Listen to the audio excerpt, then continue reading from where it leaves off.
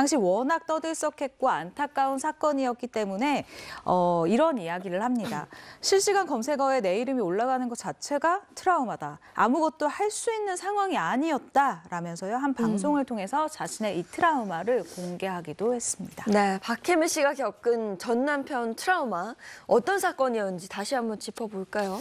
2018년 8월 27일이었고 밤 11시가 넘은 시각이었어요. 이 서울 강변북로의 남양주 방향으로 토평 나들모 여기에서 이 박혜미 씨 남편이 운전하던 차가 정차했던 트럭 25톤을 뒤에서 들이받는 정도가 아니라 아예 트럭 아래로 들어갔어요. 네. 근데 여기에는 운전자 포함 5명이 타고 있었는데 이 중에서 2명이 사망하고 3명이 크게 다쳤습니다. 근데 그 2명의 사망자가 이 박혜미 씨 회사의 소속 뮤지컬 배우였고 특히 한 명은 20살 꽃다운 나이였어요. 그래서 사람들이 더 안타까워하고 비난이 거세고 그랬었죠. 네, 듣기만 해도 정말 가슴 아픈 사고였는데요. 당시에 박혜미 씨는 어떤 대처를 했나요? 사실 이거 내 일 아니에요. 남편 일이에요 할 수도 있는데 굉장히 적극적으로 기자들 전화, 방송 인터뷰 전화 다 받고 그리고 굉장히 어떻게 보면 누구보다 먼저 앞서서 남편을 꾸짖는 전혀 보호하고 이렇게 변화하지 않는 그런 모습이 굉장히 인상적이었어요. 당시에 그때 실제 영상 또 이 화면이 방송이 준비돼 있거든요. 함께 보시죠.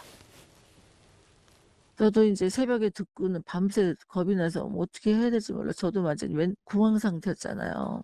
전 남편하고 만나지도 않았어요. 아예 안 봤어요. 제가 저도 화가 나 있는 상태라서. 네, 안 갔어요. 저는 아예 안 갔어요. 전혀 내가 가면 좋은 말이 안 나올 것 같은 내 입에서. 너무 고통스럽다가 이제. 그리고 박혜미 씨는 전 남편을 선처 없이 조사해달라 이렇게 얘기했죠. 네, 그렇습니다. 박혜미 씨가 사고 발생 이후에 전 남편과 일절 교류하지 않았는데요. 한 방송 프로그램에 출연해서 이런 이야기를 했습니다.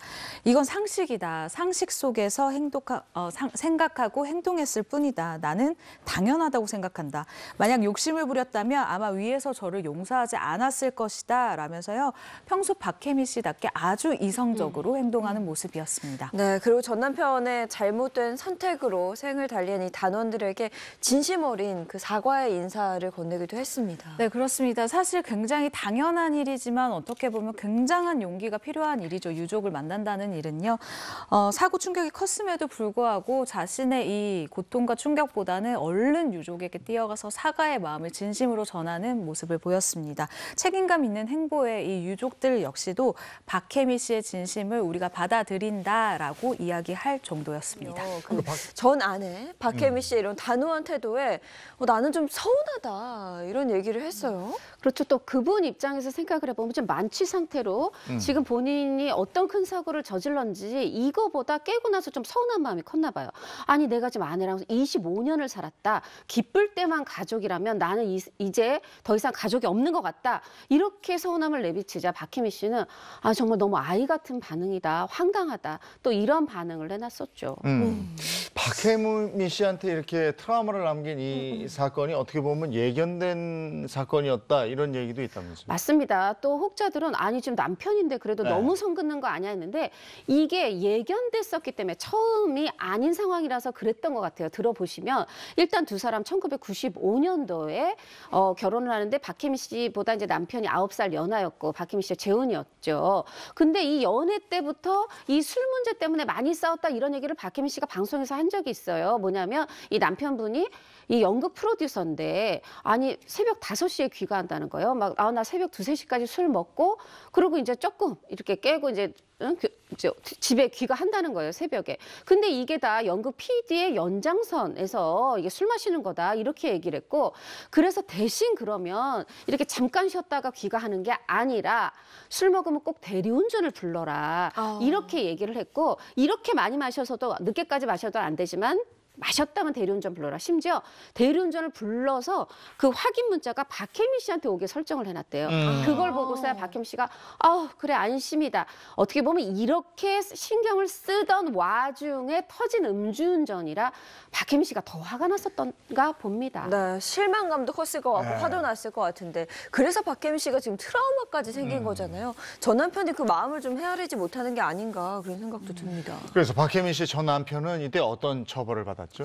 일단 다시 한번 짚어보면 167km 과속했죠. 그리고 무엇보다 음주운전 너무 강하죠. 그리고 여기에 칼치기까지 위험하게 운전을 했죠. 그렇기 때문에 박혜미 씨의 전 남편이요. 음주운전 전력이 심지어 더 있고 재질이 불량하다는 이유로 검찰은 법정 최고형인 징역 6년을 구형했습니다. 그런데 추후에 감형받지 않았어요? 맞아요. 일단 이 전 남편이 항소를 했어요. 너무 형량이 과하다, 징역 6년 과하다. 그래서 이게 항소를 해가지고 4년 6월로 실제로 감형이 됐는데 네. 당시 재판부가 그 감형 배경에 대해서 이렇게 얘기해요. 음주운전으로 동정 전과가 있고 사망자 유족에게 용서를 받지 못한 거. 요거는 이제 감형 요소가 아니죠. 그렇긴 한데 요 음주운전 현상처벌 전과 외에는 다른 전과는 없다. 네. 그리고 또 피해자랑 합의를 했다. 그리고 이거 자신의 잘못에 대해서 반성하고 있다. 네. 요 이유 세 가지 이유를 들어서 감형을 했습니다. 네. 근데 감형이 됐는데 항소장을 또 제출하게 되죠. 그러게요. 그게 이제 6년에서 4년 6월이 됐는데 네. 이게 또 본인으로서는 그래도 억울하다고 생각이 들었던 건가 봐요. 이게 말하자면 이제 상고까지 가는 셈이 되죠. 이때 이렇게 얘기합니다. 어떠한 피해도 보상도 다 하고 다 하겠다 하면서 이제 항소장을 내게 되는데 그렇게 해서 2019년 6월에 또 재판이 열려요. 여기에서 이 4년 6월이었던 게 3년 6월로 또 1년이 줄어듭니다. 네. 이때 이렇게 얘기를 해요. 이제 항소심 때랑 좀 비슷한데 음주운전의 전과로 처벌받긴 했지만 다른 전과는 없다. 그리고 피해자의 일부가 처벌을 받지 않기를 원한다. 또 그 사이에 다른 또 피해자 또 합의를 본 거죠. 요런 이유로 해서 또 한 번 감형이 되게 됩니다. 네. 네. 그런데 또 한 번 감형을 받은 이후에 3년 6월이라 하셨잖아요. 근데 그 이후에 또다시 불복을 했어요.